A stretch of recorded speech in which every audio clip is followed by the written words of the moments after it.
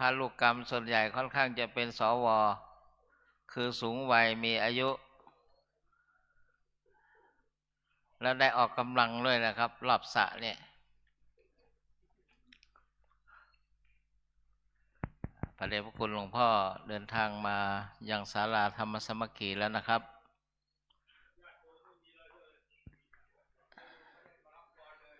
ญาติโยม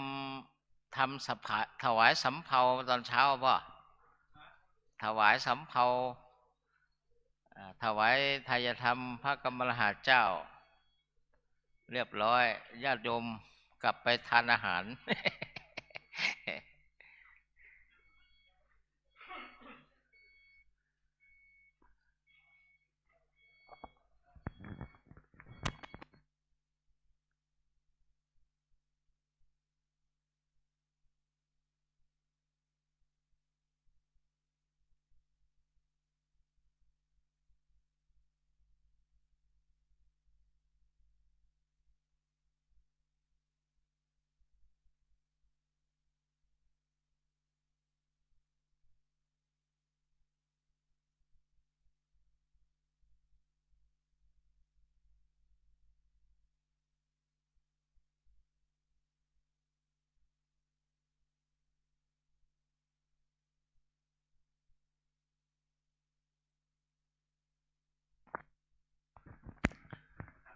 เอาปัจจุบัน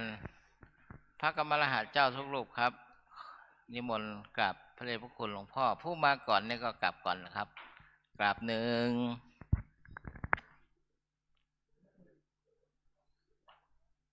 รักษาศึกษาต่อยอดนั่นเรืออะไรนะสำเภาอ่ะ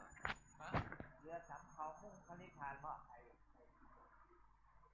ทำใครอยากจะไปสำเภาไปขึ้นเรือแล้วนะพวกเรานะขึ้นเรือลำนั้น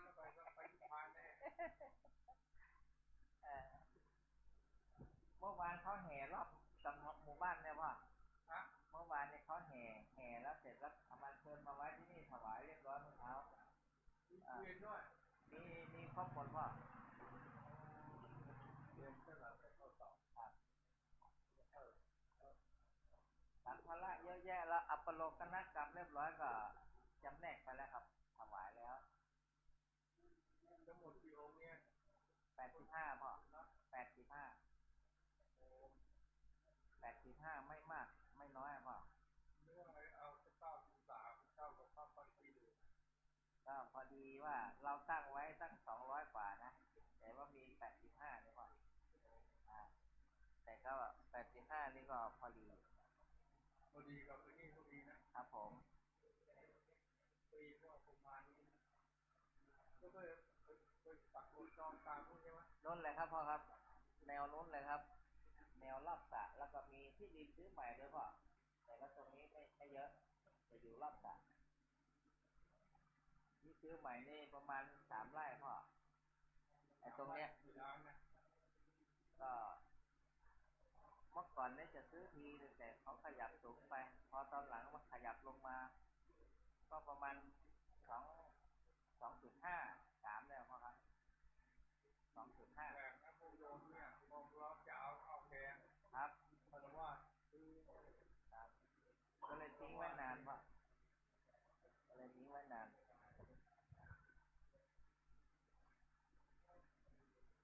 เขาตั้งใจดีมากพ่อ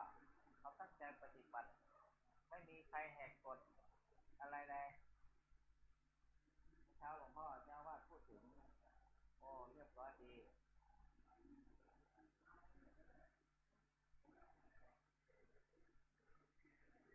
กิจกรรมภาคเช้าภาคบ่ายกลางคืนเทศทุกคืน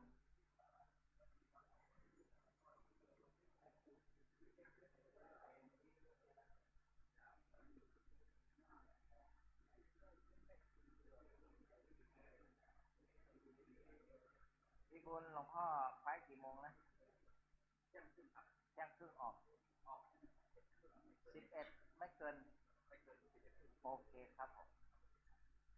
มประกาศแล้วเมื่อกี้แสดงว่าผมพูดถูกผมได้ยินหลวงพ่อพูดเที่ยงครึ่งผมก็ประกาศตามที่ได้ยินนะ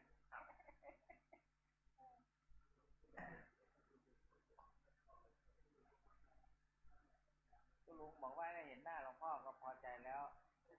หลวงพ่อจะพูด3-4 คำผมก็พอใจแล้วว่าอย่างนั้น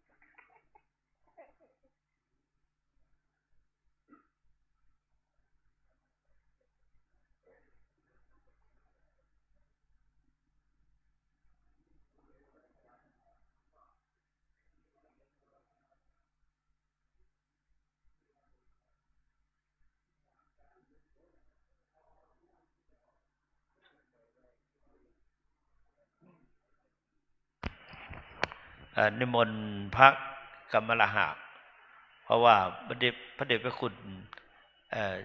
มากันหมดยังยังไม่ครบคุยเรื่อยๆก่อนนั่งรถอ่ะอันนี้แหละครับฮะเอาโน่นดีกว่าเอาบนข้างบนดีกว่า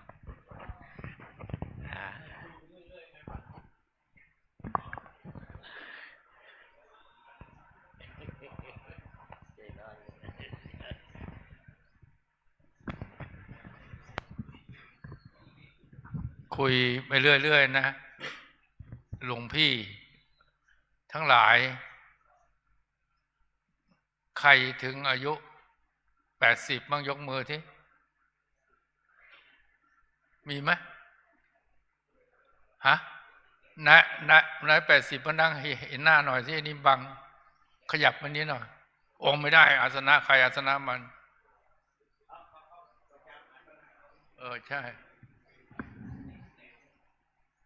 พ่อนี่ละ80ไม่ใช่พ่อฮะ80ยังฮะ78ครับ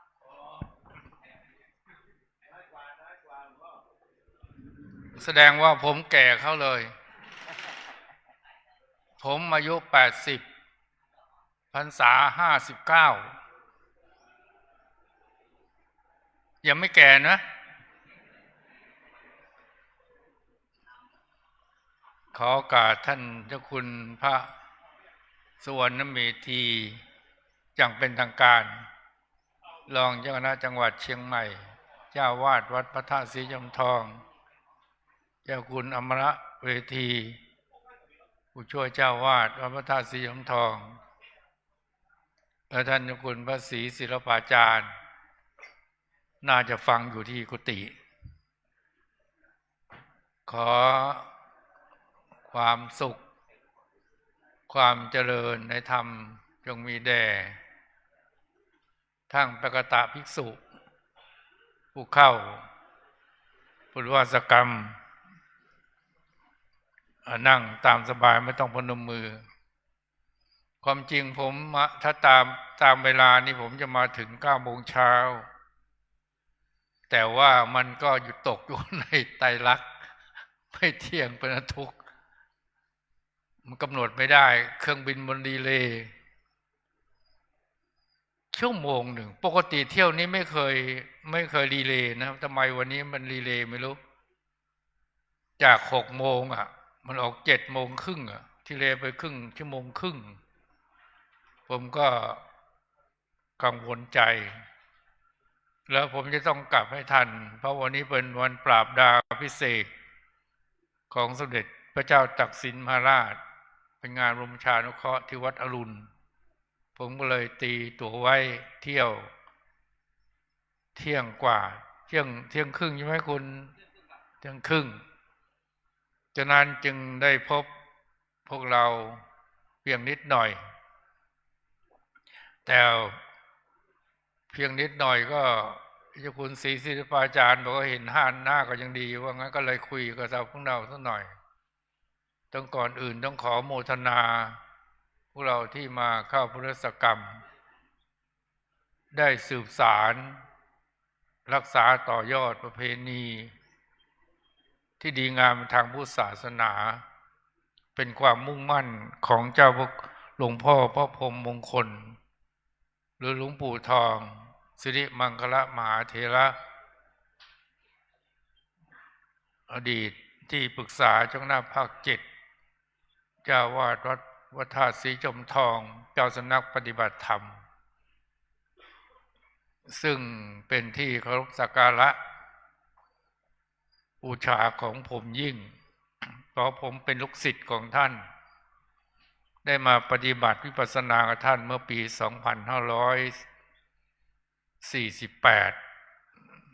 ตอนนั้นอายุเข้า 60 ปี แล้วก็มาเป็นรองเจ้าคณะภาค 7 เมื่อปี 2545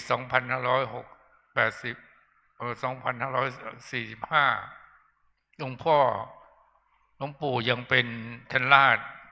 เป็นเจ้าคณะอำเภอฮอดอยู่ อันนี้ก็เป็น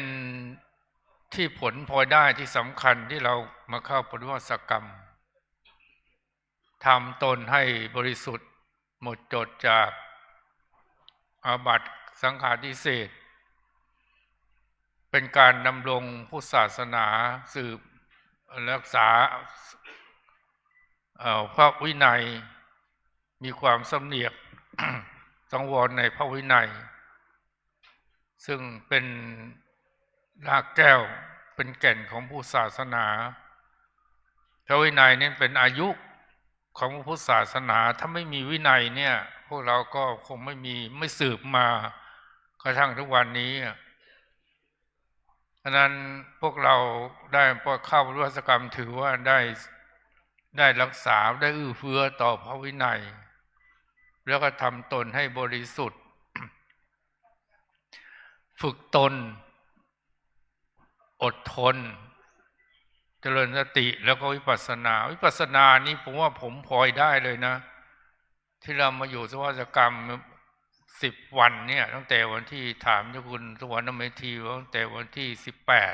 18ถึงวันนี้10 วันนี่เราเข้าสวัสดิกรรมเนี่ย10 วันถ้าเราปฏิบัติจริงๆนะลุดหน้าเจริญก้าวหน้าเลยในด้านวิปัสสนา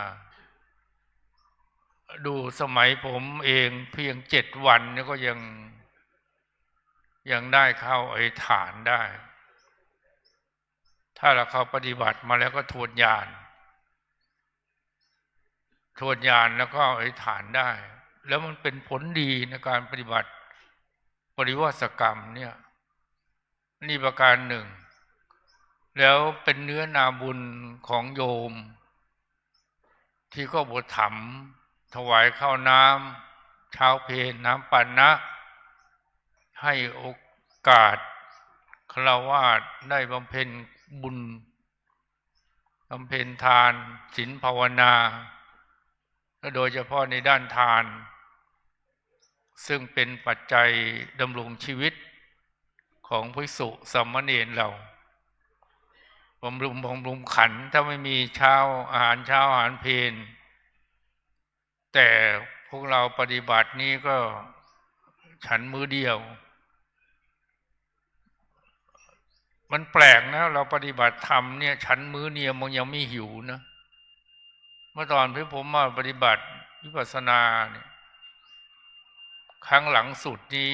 เดือนพฤษภาคมก่อนที่ผมจะทำบุญอายุ80 ปีปฏิบัติ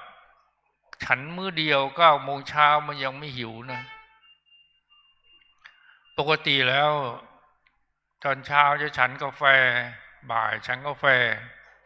อย่างน้อยก็วันละ2 แก้วแต่ว่าเมื่อมาปฏิบัติแล้วไม่ได้คิดถึงเหล่านี้เลยนะไม่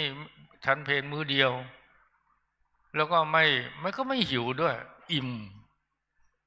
มันอิ่มด้วยเราปฏิบัตินะนี่มันมีอานิสงส์มากการปฏิบัตินี่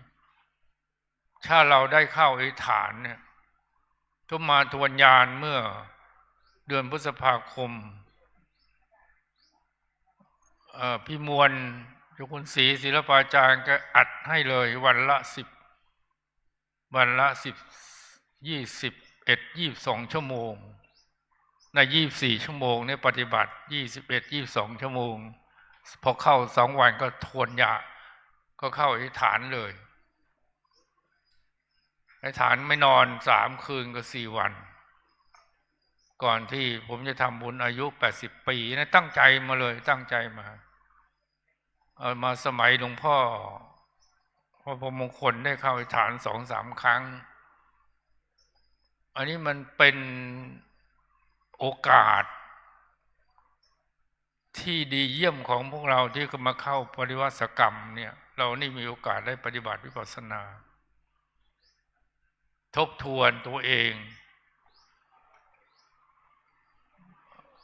ผมคิดว่ามันคุณธรรมที่เราได้มันเหนือกว่าอย่างอื่นนะในชีวิตของผมถือว่าประบวชมาแล้ว59 พรรษาจนเข้ายุค80เนี่ยคุณธรรมถ้าเป็นพระสังฆาธิการแล้วมันจะดีมากมันจะทำงานโดยไม่มีข้อแม้ทำงานตามหน้าที่ไม่โดยไม่หวังสิ่งตอบแทนและทำงานได้ดีเพราะเราไม่หวังอะไรทำตามหน้าที่ที่ได้รับมอบหมายหน้าที่ที่ของผมก็คือเจ้าวาดแล้วก็หน้าที่เจ้าคณะภาคก็หมดวาระไปก็เกษียณ80และตอนนั้นก็ผมก็ลาออกจากกรรมการมหาสมาคมเป็นที่ปรึกษาตำแหน่งเหลือตำแหน่งเดียวตำแหน่งเจ้าวาดแล้วนอกนั้นก็ตำแหน่งทำนานอย่างอื่นโครงการหมู่บ้านศีล5เป็นหลักอยู่แล้วก็ทำงานได้ดีเพราะนี่เรามาเรียนเนี่ยได้ปฏิบัติวิปัสสนาเนี่ยมันมีพลังแล้วตั้งแต่ผมเราต้องทำให้ได้จริงๆนะถ้าทำจริงๆเนี่ยมันเป็นอุปนิสัยนั้นมีพลังเช่นเมื่อเช้านี้ผมมาก็ตื่นปกติผมตื่นตี 2ที่มาปฏิบัติหลวงปู่เนี่ยตื่นตี 2มา21 ปีแล้วเข้า21 ปีเต็มเมื่อวันที่15 กันยายน 2568เนี่ยเต็ม20 ปีแล้วปฏิบัติแบบนี้ไม่เคยขาดถ้าจะไปไหนก็ทำซะก่อนถ้าว่าวันนี้มาออกมาจากวัดตี 4ตื่นเที่ยงคืนกว่าปกติตื่นตี 2เที่ยงคืนกว่าแล้วก็สวดมนต์ชวนไปโมกข์ก่อนเพราะผมสวดปฏิโมกข์วันที่3 มกราคมเนี่ยคิวสวดที่วัดมีสวดได้4 รูปหรือเวียนกันสวดถึงคิวผมวันที่3 มกราขึ้น15 ข้ามเดือน3ต้นปีพอดีก็ทวนผมสวดมาแล้วนะ56 ปีสวดปฏิโมกข์มา56 ปีตั้งแต่ปี2512มาไม่เคยขาดอยู่ช่วงเว้นอยู่ช่วงโควิดน้องก็สวดมาตลอดถึงสวดมา56 ปีติดต่อกันก็ไม่ไว้ก็ไม่ประมาทพอขึ้น8 ค่ำแรม8 ค่ำก็ทวนเช้าทวนเย็นเมื่อเช้านี้ทวนได้2 รอบแล้วก็นั่งเดินจงกรมตื่นนอนมาก็เข้าห้องพักก็เดินกราบปฏิบัติก็ทำแบบปู่ทองแน่กราบกรรมฐานก่อนกราบกรรมฐานก็เดินจงกรมเดินจงกรมก็นั่งวิปัสสนาจากนั้นก็ทำวัดเช้าแล้วก็สวดมนต์สวด12 ตำนานบทขัดอะไรสวดหมดแถมด้วยธรรมจักรอาทิตย์อนัตยังอรหังบทพิเศษนี่นะตอก12 ตำนานนะบทอาทิตย์บทอนัตบทธรรมจักรอาทิตย์อนัตฉะนั้นผมให้สวดตอนนี้ก็ได้ธรรมจักรไม่พลาดหรอก16 ชั้นด้วยเพราะมันสวดทุกวันตั้งแต่บทขัดมานุตรังมาเนี่ยแล้วก็จากนั้นก็กรวดน้ำแผ่เมตตาอุทิศถึงถ้าจะไปไหนก็ทำซะก่อนมันมีพลังนะมันไม่ง่วงเราด้วยถ้าเราทำติดต่อกันเนี่ยผมงานมากกว่าพวกเราอีกนะจนอายุ80เนี่ยยังสบายมากนั้นวิปัสสนาเนี่ยปฏิบัติไว้เถอะมันมีพลังมากตอนที่ผมทำงานศีล 5นี่นั่งรถวันละ9 ชั่วโมงตลอดไป77 จังหวัดทั้งกรุงเทพ3-4 รอบก็ได้พลังจากวิปัสสนานี่แหละแล้วทำให้มันจริง ทำให้มันเป็นชีวิตประจำวันของเราถ้าวันไหนไม่ได้ทำมันเหมือนกับขาดอะไรไปสักอย่างเนี่ยฉะนั้นชีวิตเป็นพระผมไม่เหมือนคนอื่นนะพอ80แล้วเรามีอายุมาถึง80คิดว่ามันควรจะตายได้แล้วคิดอยู่งั้นนะแต่ว่าจะตายแบบไหนจะตายอย่างไรอยากก็ตายแบบหลวงปู่ทองท่านสอนวิปัสสนาจนวาระสุดท้ายเที่ยงคืน25 นาทีท่านละสังขารในวันที่13 ธันวาคมนั่นทำหน้าที่วาระสุดท้ายนะหลวงปู่ทองอายุ96ตอนท่านมรณภาพละสังขารท่านทำงานจนแบบลอยตามองค์สมเด็จพระสัมมาสัมพุทธเจ้าตัวเจ้าจะนิพพานนี่ยังสอนปัจฉิมโมว่าปัจฉิมมะภิกษุองค์แรกองค์สุดท้ายแล้วก็นิพพานหลวงปู่ทองแล้วก็ท่านก็คงจะไม่คิดหรอกว่าจะต้องมรณภาพวันที่13 ธันวาคม 2562จำได้ว่าก่อนหน้านั้นไปงานศีล 5ที่วัดไร่ขิงแล้วก็พบหลวงพ่อสมเด็จพระมหาลัญชมังอาจารย์วัดปากน้ำเจ้าคณะอดีตเจ้าคณะหนเหนือแล้วคุยจับมือด้วยครั้งสุดท้ายจากนั้นกลับมาต้องก็ไป3 วันประชุมกันแล้วก็กลับมาก็ไปจังหวัดแพร่ไปโปรดลูกศิษย์ไปสอนนี่แหละไปสอนวิปัสสนาเนี่ยพอกลับมาพอวันที่13 เวลาจุด0:25 น.ท่านก็ละสังขารเนี่ยท่านปฏิบัติจนแบบนี้ในชีวิตของท่านนะเป็นอมตะจริงๆเลยเหมือนหลวงพ่อสมเด็จพระญาณวชิรโรดม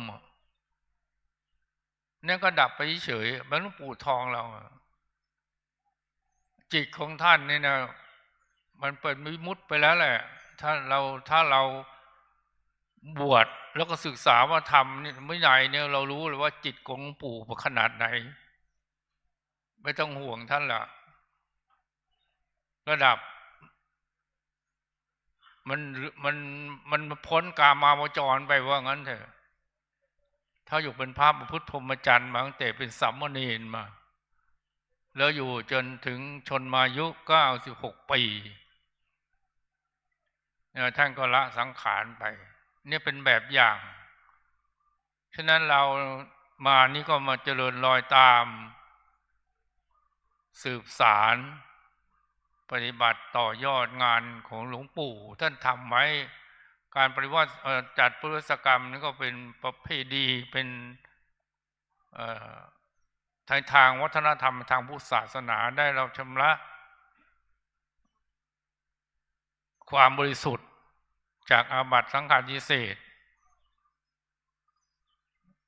ทำตัวให้บริสุทธิ์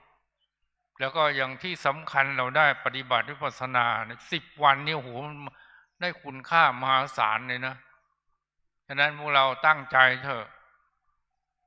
นะชีวิตผมเหลือมา80 ปีกับ3 เดือนกว่านี่คือว่าผมมาคุ้มค่าแล้วไม่ห่วงอะไรแล้ว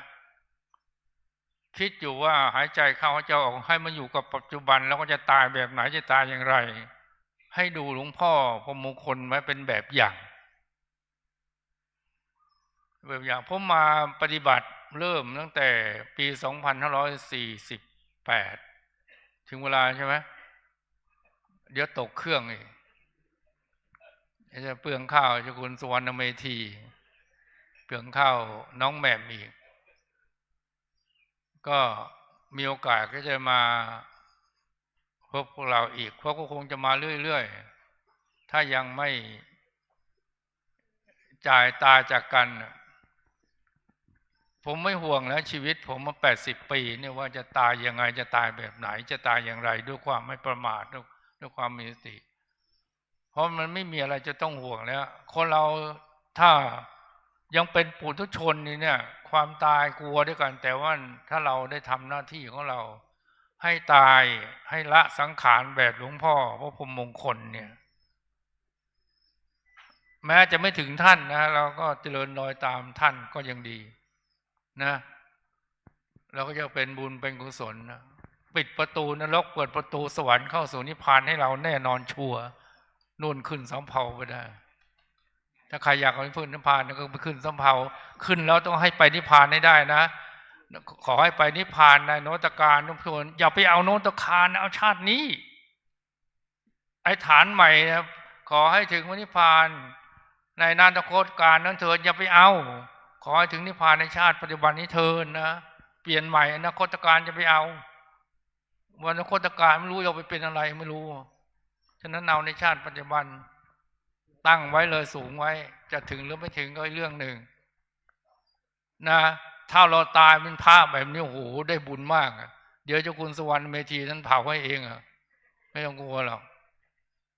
นะท่านทำศพให้เองใครตายอย่างนี้โอ้โหมีบุญมากเลยแล้วนั่งเข้ากรรมฐานเข้าเหมือนว่าสกรรมตายเนี่ยโอ้โหบุญนักหนาเลยผมจะมาช่วยทำศพให้เองนะผมก็คงอยากใช้เวลาให้พวกเราข้อนี้แล้วผมเดี๋ยวผมตกเครื่องเราเสียงานหลวงอีกนะก็ขออำนาจบุญกุศลความเสียสละความตั้งใจของพวกเราได้สืบสารรักษาต่อยอดประเพณีวัฒนธรรมที่หลวงพ่อพรหมมงคลท่านทำไว้ให้พวกเรามีกำลังกายกำลังใจสุขภาพแข็งแรงสมบูรณ์เพื่อกูลที่เป็นมงคลแล้วก็ให้เข้าถึงธรรมะแห่งองค์สมเด็จพระสัมมาสัมพุทธเจ้าตรัสแล้วขอให้แคล้วจากบ่วงมารขอให้เข้าถึงนิพพานในชาติปัจจุบันด้วยกันทุกท่านเทินสาธุสาธุสาธุคุณพ่อประธานกับป้าเคสจินดาพรพ่อได้มาเคนไทยธรรมพระเดชพระคุณหลวงพ่อมีนั่นแหละครับเนี่ยผู้ดูแลศูนย์วิปัสสนานานาชาติท้ายวัดนะครับของลูกศิษย์หลวงปู่เราป้าเคสจินดาพรพ่อ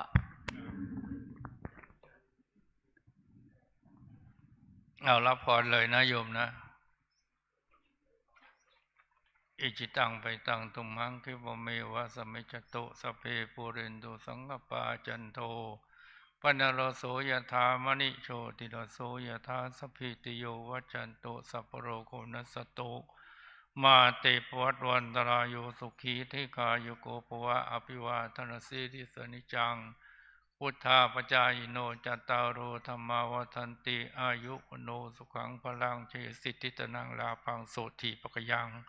สุขังพลังสิริอายุจวันโนจะโพขังวุฒิจยสวัสตวสา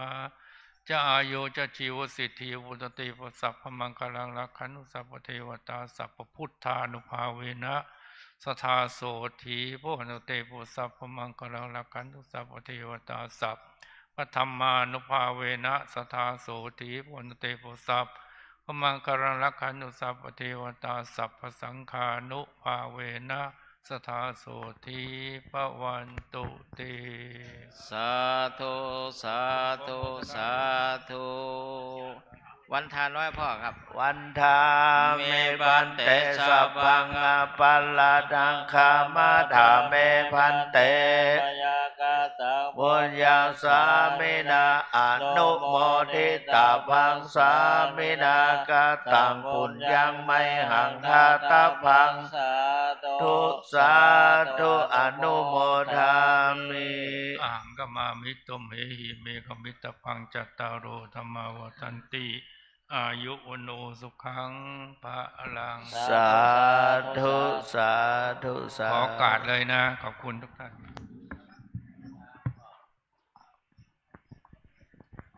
นี่ก็เป็นเอาให้ดีนะอุทานะครับว่าในนามพระเดชพระคุณหลวงพ่อพระสุวรรณเมธีหลวงพ่อพระศรีศิลปาจารย์พระกรรมรหาเจ้าทั้งหลายทุกรูปขอกราบขอบพระคุณในเมตตาพระเดชพระคุณหลวงพ่อพระพรหมเสนาบดีเจ้าวัดปทุมคงคาราชวรวิหารกรุงเทพมหานครที่ปรึกษาเจ้าหน้าภาค7กรรมการมหาเถระสมาคม อ่า